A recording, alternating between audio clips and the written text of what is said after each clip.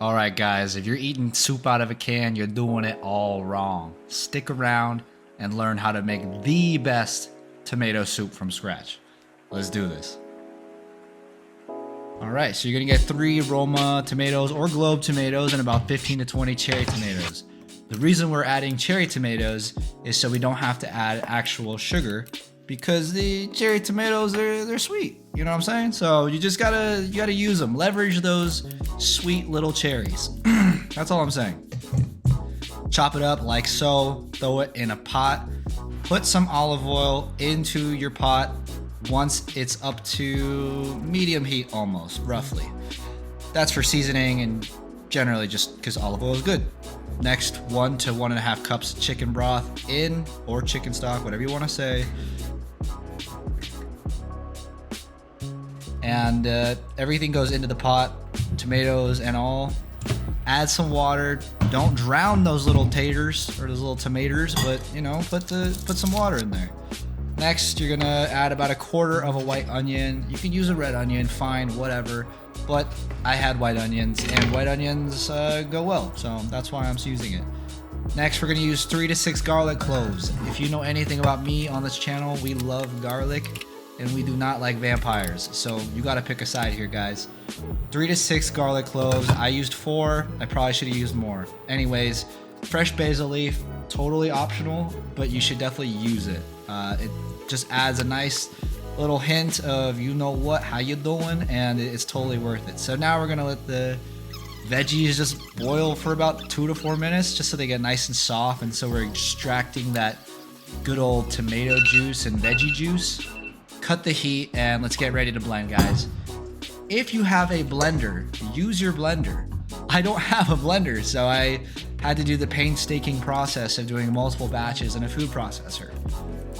Here, we are all about making do with what we got, so just make do with what you got. How you doing? Anyways, blend it all up.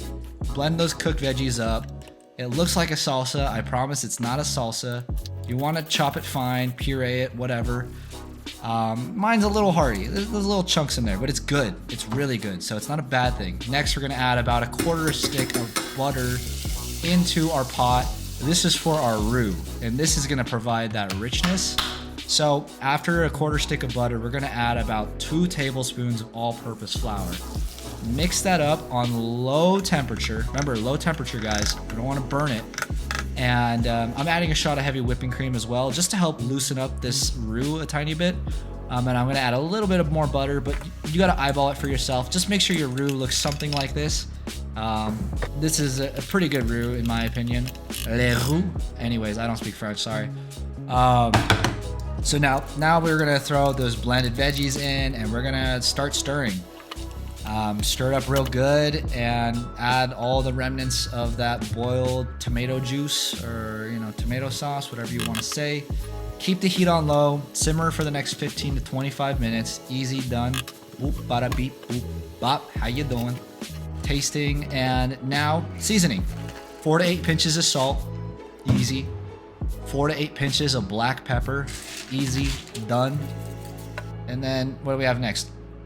2 to 4 pinches of chili powder. Easy, done, good. And a pinch or 2 of crushed red pepper flakes. This is gonna add a nice little kick.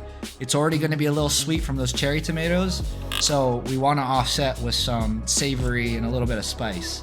I hope you like spice, and if you don't, you're not nice, I'm sorry. Anyways, taste and adjust, season to taste. It's your preference, guys, it's your soup. I'm not eating it, you and your family's eating it. So you adjust those spices based off of your flavor preference. Use Tabasco sauce like I just did if you want an extra little punch, a little kick. It's fantastic, and it will burn the back of your mouth a tiny bit, but it's worth it. No pain, no gain. How you doing? I needed a little more garlic because I am not a vampire, obviously. And rinse and repeat. Season to taste, test, taste over and over until you find your sweet spot.